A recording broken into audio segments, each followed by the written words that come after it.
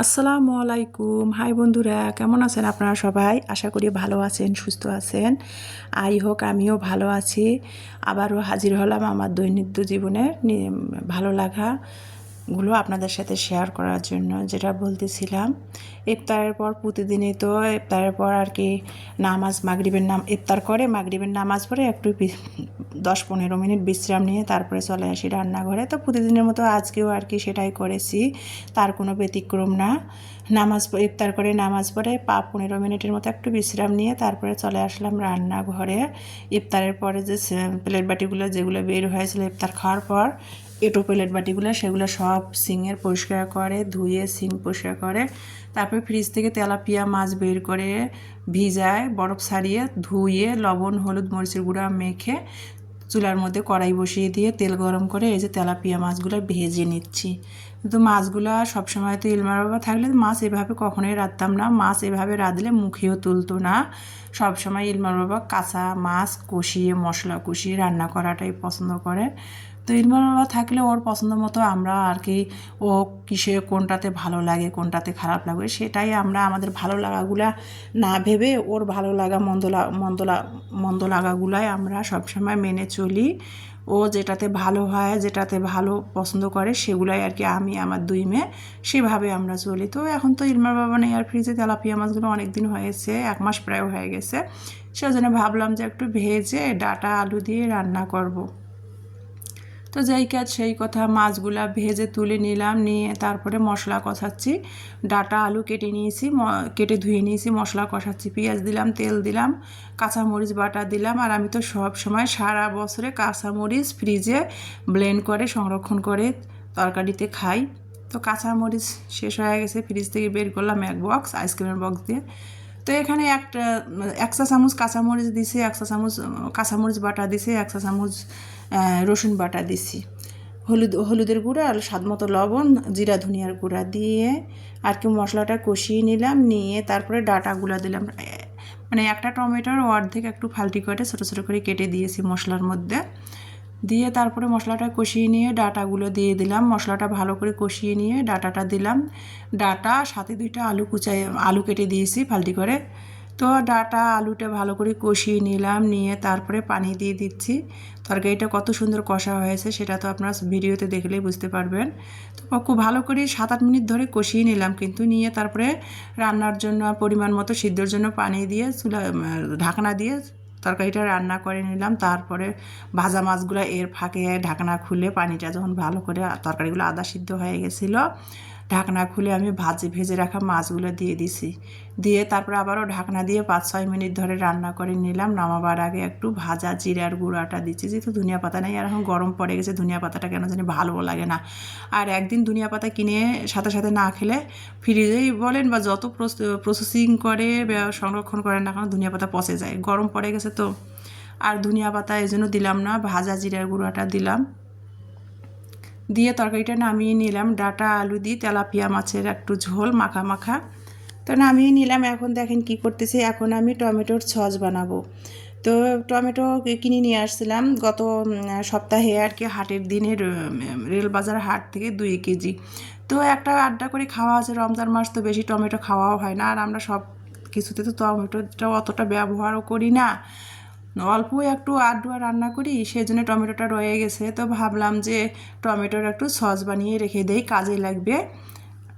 তো যেই কাজ সেই কথা, টমেটোর সস বানানোর জন্য টমেটোটা দেখেন কিভাবে আমি একটা টমেটোকে সাইড ফাল্টি করে কেটে নিয়েছি, ধুয়ে কেটে নিয়েছি। তারপরে একটা পেঁয়াজ দিলাম কুচি করে কেটে, একটা বড় সাইজের রসুন কোয়াগুলো খুলে খুলে ছিলে দিলাম, 1 গেরো আদা চিকন চিকন করে কেটে দিলাম, 4টা শুকনো মরিচ দিয়ে দিয়েছি, সামান্য একটুখানি হাফ চামচেরও কম হলুদ দিয়েছি, 2টা সাদা এলাচি, 3টা সাদা এলাচি, 2টা তেজপাতা, 2টা দারচিনি আর 2টা লবঙ্গ দিয়েছি।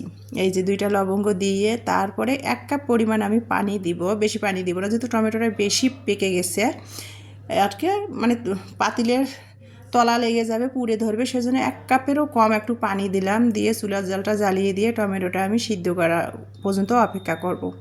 দেখতে পাচ্ছেন আপনারা, আর কি ব্যাখ্যা করে বলবো আমি। তো এই যে নেড়ে চেড়ে তারপরে আমি টমেটোটা ঢাকনা দিয়ে সিদ্ধ হওয়া পর্যন্ত অপেক্ষা করব। নেড়ে চেড়ে ঢাকনা দিয়ে টমেটোটা আমি সিদ্ধ হওয়া পর্যন্ত অপেক্ষা করলাম। টমেটোটা সিদ্ধ হয়ে গেছে, বেশি সময়ও লাগেনি, টমেটোটা বেশি নরম হয়ে গেছে তো পেকে গেছে। তো যাই হোক, টমেটোটা দেখেন কত সুন্দর সিদ্ধ হয়েছে আর দেখতে কত সুন্দর লাগতেছে, চাটনি চাটনি হয়ে গেছে, মনে হয় যেন আমি এভাবেই খাই রুটি পরোটা দিয়ে, কত সুন্দর চাটনির মতো হয়ে গেছে। আর সব ধরনের মশলাটা দিয়ে দিয়েছি তো কত সুন্দর একটা চাটনির আকার এসে গেছে। তো সিদ্ধ করে নিলাম টমেটোটা, নিয়ে এখন আমি ব্লেন্ড করব।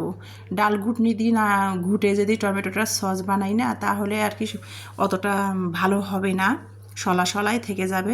সেই জন্য দেখেন আমি ব্লেন্ড করে নিচ্ছি টমেটোটা, আর একটা বড় ছাঁকনি দিয়ে আর কি স্টিলের বড় একটা ছাঁকনি দিয়ে আমি সেঁকে নিব। দেখতে পাচ্ছেন কীভাবে আমি টমেটোটা একটু একটু করে ব্লেন্ড করে নিচ্ছি।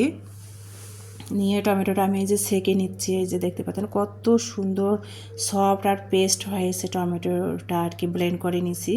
তো সেঁকে নিচ্ছি ব্লেন্ড করে করে, এভাবে ছাঁকনি দিয়ে বড় একটা ছাঁকনি দিয়ে সেঁকে নিচ্ছিলাম চামচ দিয়ে চিপে চিপে। আর দেখেন এগুলো আর কি সব, যদিও এটা দেশি টমেটো না, দেশি টমেটোটা বেশি টক লাগে আর বিচি ভরা, আর খোসাগুলোর দেশি টমেটোর কী হয় মোটা হয়, এই জন্য আমি বড় টমেটোটা নিয়ে আসছি বাজার থেকে। আর সবসময় আমি বড় টমেটোটাই ব্যবহার করি, আমার কাছে ভালো লাগে।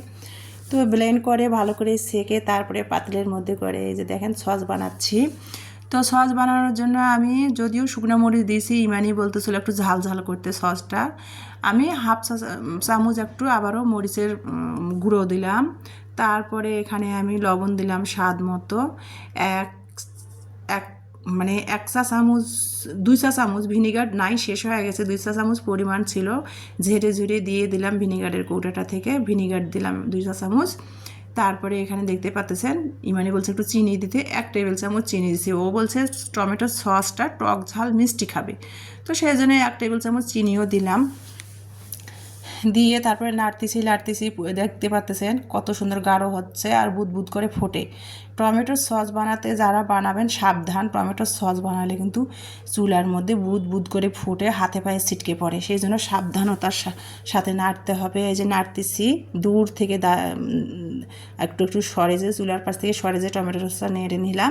আর 2 চা চামচ আমি কর্নফ্লাওয়ার আছে না, কর্নফ্লাওয়ারটা দিয়ে দিছি আর কি টমেটোর সসটা থেকে 1 চামচ তুলে ওই কর্নফ্লাওয়ারটা গুলে টমেটোর সসের মধ্যে দিয়ে ভালো করে নেড়ে চেড়ে নামিয়ে নিলাম। দেখতেই পাচ্ছেন নামিয়ে ঠান্ডা করে, কিন্তু আমি অফ ক্যামেরাতে ঠান্ডা করে নিয়েছি, ঠান্ডা করে তারপরে টমেটোর সসটা বয়মের মধ্যে ঢালছি।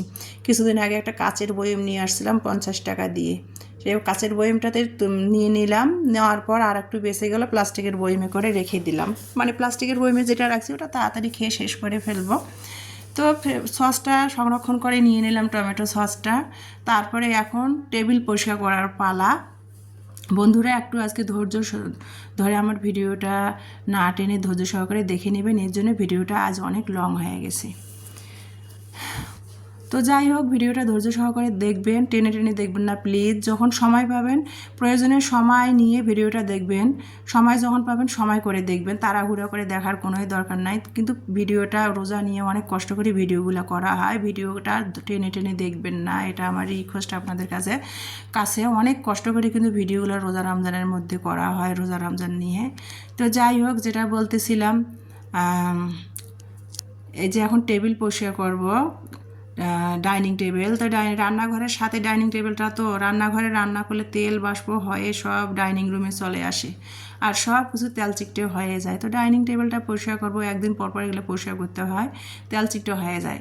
তো ডাইনিং টেবিলটা পরিষ্কার করার জন্য মগের মধ্যে একটুখানি পানি নিয়েছি, একটুখানি হুইল ডিটারজেন্ট দিয়েছি, তারপরে একটুখানি লেবুর রস দিয়েছি, দিয়ে গুলে নিলাম ফেনা করে নিয়ে। তারপরে একটা পুরান মোজা নিয়েছি, নিয়ে এই যে পুরান মোজা বলতে নতুন মোজা, এগুলো ইলমার বাবা ব্যবহার করে না, তো মোজাগুলো আমি আর কি গ্লাস পরিষ্কার করি মোজাগুলো দিয়ে। তো একটা সে ডাইনিং টেবিলটা ফেনা করে লেবুর রসের সাবান, গুঁড়ো সাবানে পানির মধ্যে ফেনা করে আমি ডাইনিং টেবিলটা পরিষ্কার করতেছি দেখেন। আর এভাবে আমি ডাইনিং টেবিলের গ্লাসটা পরিষ্কার করে অনেক পরিষ্কার হয়। তো এই যে পরিষ্কার করতেছি আর আপনাদের সাথে ভিডিও শেয়ার করতেছি। আর ডাইনিং টেবিলের তলাটা গ্লাসের তলায় হাত দিয়ে পরিষ্কার করাই যায় না, কাঠটা আর কি অনেক কষ্ট হয়, হাতের চুড়ি খুলে হাত গ্লাসের ভিতরে ঢুকিয়ে দিয়ে পরিষ্কার করতে হয়, তারপর হাতে ব্যথা হয়ে যায়। আর কি। তো যাই হোক, ডাইনিং টেবিলটা পরিষ্কার করলাম, যতখানি পারলাম পরিষ্কার করে নিলাম, সেটাই আর কি আপনাদের সাথে শেয়ার করতেছিলাম। এই যে ডাইনিং চেয়ার টেবিল সব পরিষ্কার করে এখন আমি জায়গা মতো চেয়ার, যেখানকার চেয়ার সেখানে জায়গা মতো রেখে দিচ্ছিলাম। আর যখন যখন এগুলো একদিন পর পর পরিষ্কার করি, আমার হাতের ব্যথা নিয়ে নড়তে পারি না, এত পরিমাণ হাত ব্যথা হয়, তো কি বলবো। তা যাই হোক, সংসারের কাজ আজ যেহেতু আমার কেউ হেল্পিং হ্যান্ড নেই, কেউ নেই, আমাকে তো করতে হবে, কষ্ট হলেও। অপরিষ্কার তো আর থাকা যাবে না। আর একটা কথা কি, পরিষ্কার পরিচ্ছন্নতা হলো ইমানের অঙ্গ, কি আর বলবো। তো ডাইনিং টেবিলটা পরিষ্কার করে নিলাম, হয়ে গেল ডাইনিং টেবিলটা পরিষ্কার করার, ভালো লাগতেছিল, সেটাই আর কি আপনাদের সাথে শেয়ার করতেছি। আর আমার ডাইনিংয়ের এই যে ম্যাটটা বাড়িতে আর কি, আমার গ্রামের বাড়িতে একটা আছে, একটা এখানে বাসার মধ্যে নিয়ে আসছি, ব্যবহার করতেছি। তো মানে ময়লা হলে কেচে দিলে, পরিষ্কার করে দিলে না শুকা পর্যন্ত আর কি খুব সমস্যা হয়, ভাবছি বাড়ি থেকে ওই ম্যাটটা নিয়ে আসবো। আর একটা টেবিল ম্যাট আছে, তো যাই হোক, টেবিল ম্যাটটা মাঝখানে পেরে দিলাম, আর কিন্তু আমি কোনো কিছু বিছাই দিলাম না। ডাইনিং টেবিলটা সবসময় এভাবে রাখি, গ্লাসের ডাইনিং টেবিল তো ওভাবে রাখলে আমার কাছে ভালো লাগে। তো এক একজনের পছন্দ, এক একজনের রুচি তো এক এক রকম, আর সবার রুচি সবার পছন্দ যদি একই হয়তো পৃথিবীটা তো একই লেভেলে চলতো, তাই না? তো যাই হোক, আমার কাছে যেটা ভালো লাগে সেভাবে আমি রাখি। তো যাই হোক, এই যে গ্লাসটা ডাইনিংয়ের পরিষ্কার করার পর যে সাবান পানি, লেবুর সাবান, গুঁড়া সাবান আর লেবু দিয়ে যে গ্লাসটা পরিষ্কার করলাম, তো পানিটা বেঁচে গেল, সেই পানিটা দিয়ে এখন বেসিনটা একটু পরিষ্কার করে নিচ্ছি, আর সেটা আপনাদের সাথে শেয়ার করতেছি। বেসিনটা পরিষ্কার করে নিলাম। ফ্রিজের উপরে, এই যে ফ্রিজের উপরে সবসময় আমি একটা ম্যাট দিয়ে ফ্রিজের উপরটা রেখে দিই। তো ফ্রিজের উপরটা পরিষ্কার করে নিলাম ওই লিকুইড পানিটা দিয়ে আর কি, লেবুর পানি আর গুঁড়া সাবানের পানিটা দিয়ে ফ্রিজের উপরটা পরিষ্কার করলাম। ফ্রিজ পরিষ্কার করে নিলাম, ফ্রিজের বাইরের অংশটা, ভিতরটা না আর কি। আর বেসিনটা পরিষ্কার করে নিলাম, দেখেন কত সুন্দর পরিষ্কার হয়ে গেছে বেসিনটা। আর ফ্রিজের বাইরের অংশগুলা এগুলো সব মুছে পরিষ্কার করে নিলাম, নিয়ে আপনাদের সাথে শেয়ার করতেছিলাম সেটাই। তো যাই হোক, পরিষ্কার করা হয়ে গেল। তারপরে এখন বাজে দুপুর 2:30। এখন আমি আসলাম, মানে অফ ক্যামেরাতেও অন্য কাজ করছি, A to Z ভিডিও তো আপনাদের সাথে শেয়ার করা সম্ভব হয় না। তো এখন আমি চলে আসলাম পাড়ার দোকানে। ডিম ছিল না বাসায়, তো ডিম নিয়ে আসলাম পাড়ার দোকান থেকে 1 ডজন, মানে 3 হালা ডিম নিয়ে আসছি। 40 টাকা করে হালা, 120 টাকা নিয়েছে। 2টা দিয়া সেলাই নিয়ে আসছি, কয়েল জ্বালাতে হয়। কলা নিয়ে আসছি, 1 হালি কলা 50 টাকা নিল পাড়ার দোকানে, অথচ বাজারে কিন্তু 40 টাকা 45